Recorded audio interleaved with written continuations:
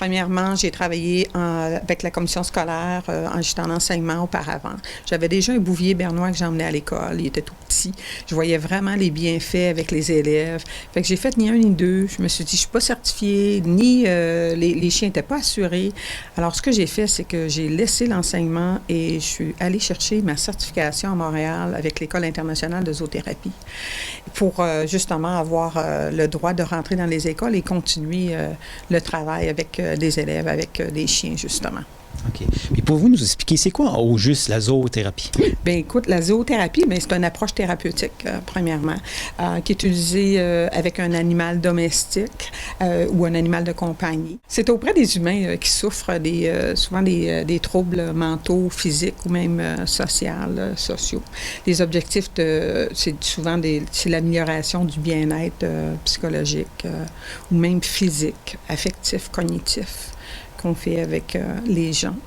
On utilise le chien ou n'importe quel animal, dans le fond, parce que c'est une porte d'entrée de communication avec la personne. Parce que je vais vous donner un petit exemple. Au début, la première fois, je me suis promenée avec un caniche royal à Montréal pendant que je prenais mes cours. Il y a un monsieur handicapé avec une chaise roulante qui m'a dit « Ah, madame, vous avez un beau chien, est-ce que je peux aller le flatter? » Fait que là, je lui ai dit « Bien, monsieur, vu que vous êtes dans une chaise électrique, mais moi, ce que je vais faire, c'est que je vais traverser, allez vous le présenter. » Puis il me parlait de toutes sortes de choses. Fait que là, le monsieur, il me dit « Mais il dit, le chien, là, il dit, il est terriblement calme, puis il est fin. » Mais j'ai dit « C'est un chien en zoothérapie. Ça fait plusieurs années qu'il fait de la zoothérapie, ce chien-là. » Mais là, il me dit « Qu'est-ce qu'il fait, ce chien-là? C'est quoi? C'est la vraie job, là. » Il dit, dites-moi, c'est quoi la vraie job? J'ai dit, si je vous dirais, monsieur, que son travail a déjà été fait. J'ai dit, la minute que vous m'avez appelé, puis vous avez dit, madame, vous avez un beau chien, est-ce que je peux aller le flatter? Vous m'avez dit que vous viviez seul, que vous aviez de l'anxiété, que vous aimiez aider les gens. J'ai dit, là, on a déjà un dossier qu'on pourrait travailler ensemble sur bien des points que vous n'êtes même pas rendu compte. Fait que c'est ça, le travail avec l'animal, dans le fond. On va pouvoir travailler avec des gens avec différents objectifs qui est précis, bien souvent.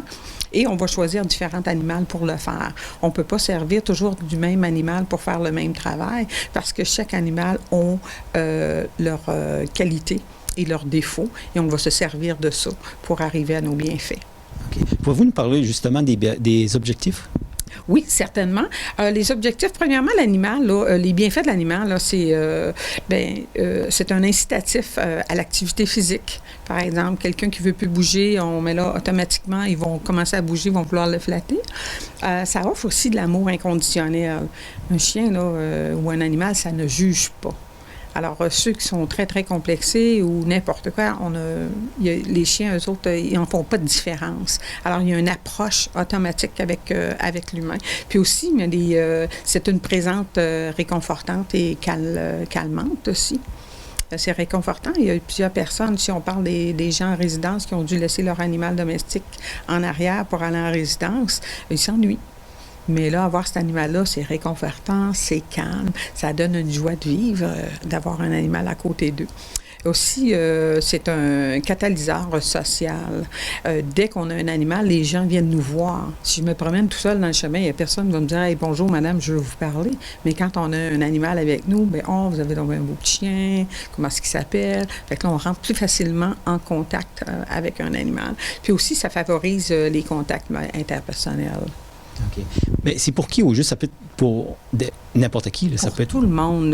Des enfants. Moi, je vais travailler avec des enfants, puis je vais travailler jusqu'en fin de vie. Alors, c'est vraiment pour toute catégorie de gens. Votre service de zoothérapie, oui. Ça s'appelle Zoothérapie Gaspésie. Oui. Ça existe depuis quand? Ça existe depuis 3 ans déjà que je suis revenue, 2 ans à vrai dire, que je suis revenue avec les chiens. J'avais déjà un bouvier bernois dont je travaillais avec ici local. Et quand je suis allée à Montréal pour ma certification, j'ai dû passer, c'est un cours quand même de 1000 heures, j'ai dû passer 6 mois à Montréal et j'ai travaillé avec du caniche royal, du Yorkshire, du Shih Tzu. Fait que là, ce que j'ai fait, c'est que je suis allée me chercher un caniche royal puis un petit mélange de Yorkshire Shih Tzu à travailler avec depuis ce temps-là. Il n'y a pas des conditions pour faire appel à vos services, là? Non, il n'y a pas de condition à faire appel à le service. C'est certain que j'aime rencontrer la personne dont on va donner le service avant. Ou si c'est une personne, par exemple, en déficience, bien, on a besoin de rencontrer soit des parents ou les responsables pour savoir c'est quoi leur objectif vraiment. Parce qu'on ne va pas juste faire flatter un chien. On a vraiment des objectifs précis. Je vous donne l'exemple, une personne qui a peur d'un chien, par exemple, bien là, on va donner un petit cours d'anti-morsure. Comment comprendre le chien, comment lire le chien. Puis dans ce temps-là, bon, on va éviter, on va avoir moins peur parce qu'on va connaître l'action-réaction de l'animal. Ça peut être une école qui fait appel à vous, ça peut être des parents qui font appel à vous, ça peut être aussi un centre d'accueil, ça peut être des hôpitaux. Oui. Il y a déjà, la Société d'Alzheimer qui font déjà appel, des journées de répit. Il y a la Société aussi des autistes du Québec qui vont faire appel à nous pour différents cas, qui est dans les écoles ou dans les maisons ou les résidences. OK. Puis ceux qui ont besoin de vos services ou qui veulent plus d'informations, ils vous rejoignent comment? Ils peuvent me rejoindre direct par téléphone au 88 392 98 06 ou par courriel à zootherapiegaspésie@gmail.com.